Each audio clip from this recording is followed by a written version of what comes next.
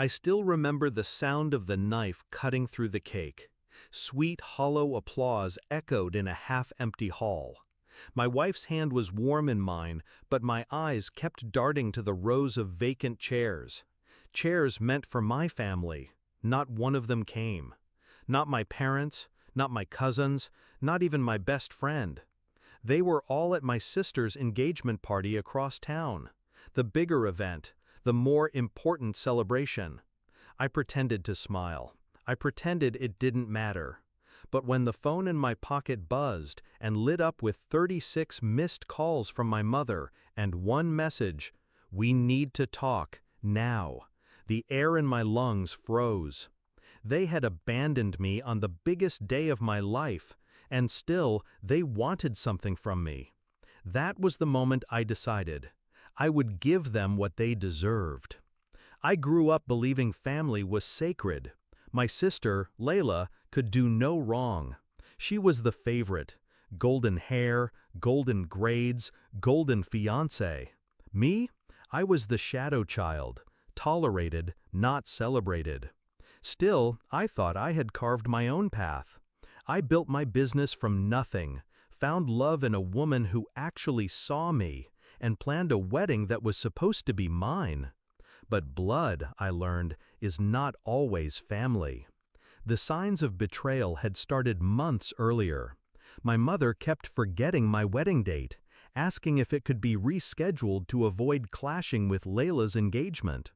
My father stayed silent, hiding behind his newspaper. Even my best friend, the one I trusted with my secrets, began spending more time at Layla's house. I brushed it off. I told myself I was paranoid. But when I walked into the banquet hall on my wedding day and saw the emptiness, I realized I had been right all along. They didn't just forget me, they chose her. I didn't rage. I didn't cry. That would have given them power. Instead, I started planning.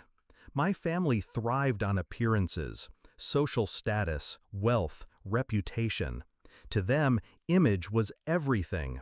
And so, I decided to take the one thing they worshipped and make it bleed.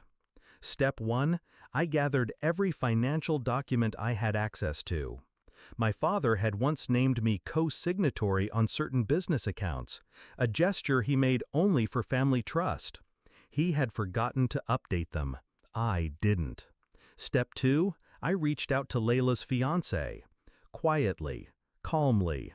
I fed him truths wrapped in half-lies, enough to plant seeds of doubt, enough to make him question what he thought he knew about the family he was marrying into. Step 3, I built patience. Revenge is not served in rage. It is served cold, with precision. 2 weeks later, the opportunity came. My parents invited me to dinner, as if nothing had happened. As if missing my wedding was a small oversight. My mother smiled too sweetly. My father avoided my eyes. Layla sat across the table in her sparkling ring, smirking like she had already won some invisible war. I played along, ate the food, nodded politely. But beneath the table, my phone recorded every word, every admission, every slip. When my mother finally muttered, "We couldn't attend both events. You understand, don't you?" I kept my face neutral, but inside, I locked the knife deeper into their flesh. Because I didn't just understand, I knew exactly how to use it. The unraveling began slowly. My father's company accounts froze overnight.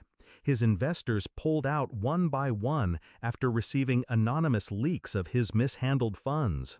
My mother's charity gala was canceled after sponsors mysteriously discovered where the donations had really been going. And Layla? Her perfect engagement shattered when her fiancé received a folder of photographs. My sister, my best friend, the two of them tangled together in the secrecy they thought was invisible. It was never invisible. I had been watching. I had proof. The night he confronted her, I sat in my car across the street, headlights off, listening to her screams through the open window.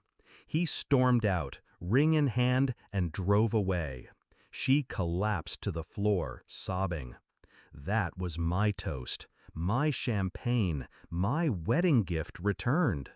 The climax came when they finally realized who was pulling the strings. They showed up at my door, mother pale, father shaking, Layla broken. My father demanded answers. My mother begged for mercy. Layla just stared, her eyes red and hollow. I let them in. I let them sit. Then I laid out everything. The recordings, the transfers, the photographs. Each revelation dropped like a blade on the table. You made your choice, I told them, voice calm. You chose her. You chose betrayal. Now you live with it. My mother wept. My father cursed. Layla whispered, "You ruined us."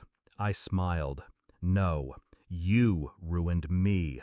I only returned the favor. Now, months later, the dust has settled. Their empire lies in ashes.